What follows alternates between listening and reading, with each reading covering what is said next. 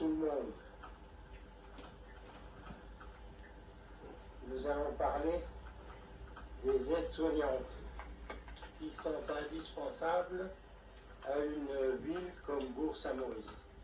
En effet, l'EHPAD est plein et il n'y a de place que quand il y a des décès.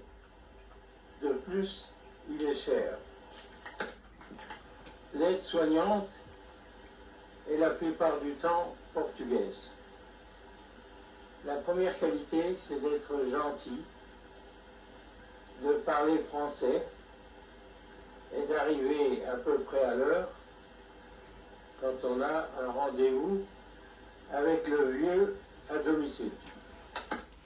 Elles font un peu de ménage, aident le vieux à aller au lit et à en sortir, et font quelquefois à manger. Elles se transportent en voiture ou à pied. Il y en a une qui fait 10 km par jour à pied. Au début, elles sont en groupe, mais bientôt deviennent indépendantes et ont 5 ou 6 clients qui sont généralement payés par la descendance du vieillard. Leur paye est déterminée par les autorités ou par accord entre le client et l'aide-soignante. Elles sont donc très gentilles et la population portugaise des femmes est vraiment faite pour ça. Quelquefois, elle aide le vieux à se promener, notamment s'il a la maladie de Parkinson et a du mal à marcher ou même à se promener un petit peu.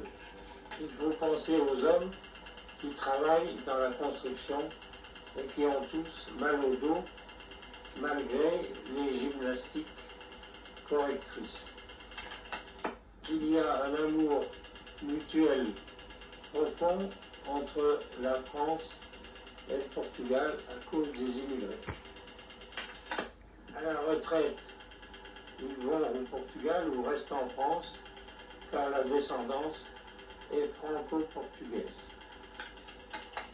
Quelquefois, ils ont fait une petite maison au Portugal pour la retraite. Vive le Portugal et les immigrés. Les clients les plus difficiles sont ceux qui ont la maladie d'Alzheimer car ils ont perdu l'esprit. Certains se sauvent et font du stop jusqu'à Chambéry, en pleine nuit. Ça fait rigoler, mais c'est vraiment terrible.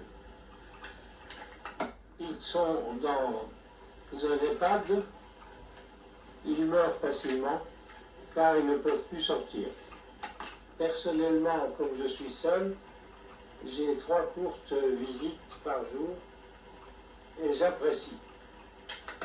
Les immigrés apprennent le français rapidement, ce qui n'est pas le cas du pauvre français qui habite le Portugal. En effet, cette langue est très difficile. La vitesse de parole et le choc des consonnes me stupéfient.